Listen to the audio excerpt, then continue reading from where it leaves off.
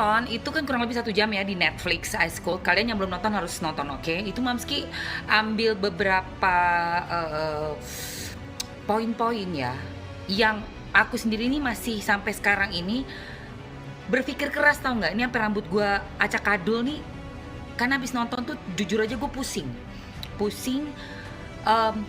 ngerasa kayak bingung, terus juga jadi berpikir lagi nih ada nih aku tulis di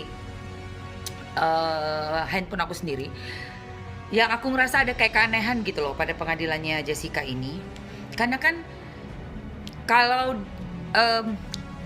yang penyebabnya itu ya disebutkan di pengadilan itu tuh karena sianida, mati karena sianida. Lalu ada satu ahli namanya Pak Slamet ya, dia bilang dia tuh tidak melakukan otopsi lengkap. Otopsi lengkap ini apa sih? Jadi Pak Slamet ini ahli forensik ya, yang mana otopsi lengkap ini tuh harus dilakukan, dibuka semua organ-organ yang ada di dalam tubuh jenazah, otaknya semua lengkap di dalam, organ-organ dalam dicek, diperiksa. Jadi katanya nggak ada izin untuk otopsi lengkap, cuma ngambil sampel. Lalu ada Bapak Jaya Surya Atmojoyo, ahli patologi forensik. Dia mengatakan kalau nggak diperiksa semua organ, kamu tidak tahu sebab matinya, dan itu adalah dogma di forensik. Nah ini kembali lagi, kenapa kan nggak diotopsi lengkap gitu loh, organ dalam gitu, otaknya, semua di dalamnya, lambungnya dibuka, semuanya deh. Pokoknya paru, jantung, semuanya, supaya tahu yang pasti apa sih penyebabnya. Kok aku jadi Suzon loh Kak, jadi Parno sama rumor anaknya. Jadi gini guys, dilansir dari FIFA, yang mana beritanya tuh baru ada hari ini, aku share ke kalian ya. Nah intinya adalah katanya nikah kan tahun 2019 tuh, 2021 dia meninggal gitu. Pertanyaan gue adalah, istrinya diasuransiin juga nggak ya sama suaminya? Ini tuh apa ya, kalau di Mama Rica tuh praktek-praktek asuransi yang seperti ini, pengklaiman kayak gini tuh udah jadi sesuatu yang awam di sana, karena banyak banget.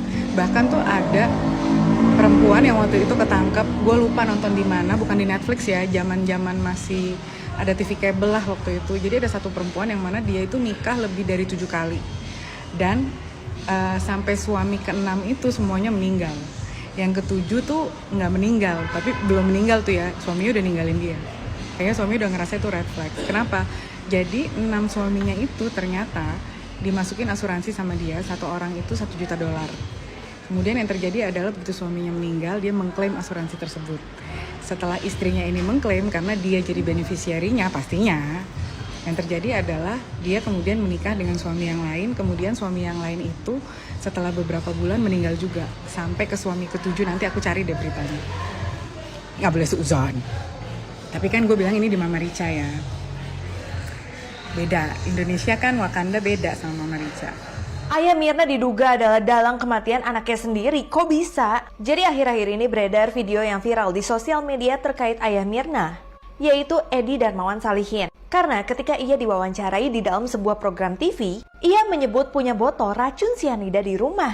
Baru tahu ternyata istri muda Bapak Mirna itu udah meninggal. Dan meninggalnya mendadak. Gue suka banget baca dan nonton kisah-kisah kriminal, pembunuhan dan lain-lain. Dan itu pada umumnya pembunuh itu selalu menggunakan pola yang sama untuk membunuh korbannya.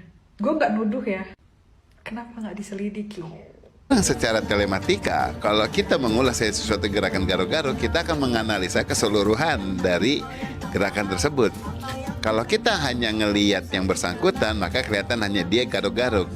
Tetapi kalau kita lihat, kita perluas, kita lihat ada 2 figur, orang di belakang si Jessica dan kemudian orang yang di samping. Saat Jessica garuk-garuk itu bolak-balik, dan kemudian orang yang di belakang dan di sampingnya juga gerakannya bolak-balik, maju mundur. Yang satu bolak-balik tangannya naik turun, yang satu bolak-balik badannya itu kayak maju mundur.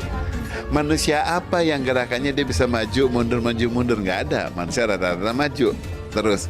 Dan kemudian tidak mungkin sampai sesinkron itu sama dengan gerakan bolak-baliknya si yang Jessica-nya. Hal yang sama mengenai pengulangan ini sudah diutarakan oleh pengacara yang bersangkutan.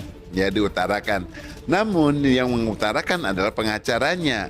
Harusnya mengutarakan itu adalah saksi ahli digitalnya, jadi pakar IT-nya dari pihak yang Jessica. Ya itu lebih baiknya maksudnya begitu, karena jadi analisanya juga benar-benar bukan asumsi seorang yang tidak mengerti telematika, tetapi berdasarkan data visual yang dianalisa oleh orang telematikanya.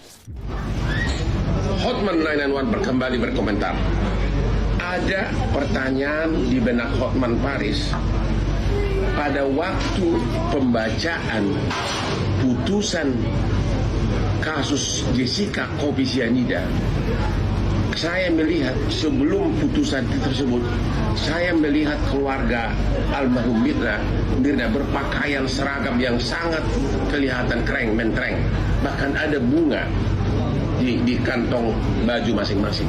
Semua seragam dan pakaiannya itu bukan warna hitam, tapi berwarna putih yang kelihatan. Wah, benar-benar melambangkan apa itu? Saya tidak tahu. Itu mungkin para psikolog perlu tahu kenapa berpakaian begitu, ya, waktu menghadiri pembacaan putusan kasus Jessica di Pengadilan Negeri Jakarta Pusat. Coba lihat video-video medsos pada waktu pembacaan putusan perkara Jessica. Ya, coba lihat, amati dulu, ya. Tentu Hotman kira-kira bisa menebak jawabannya apa.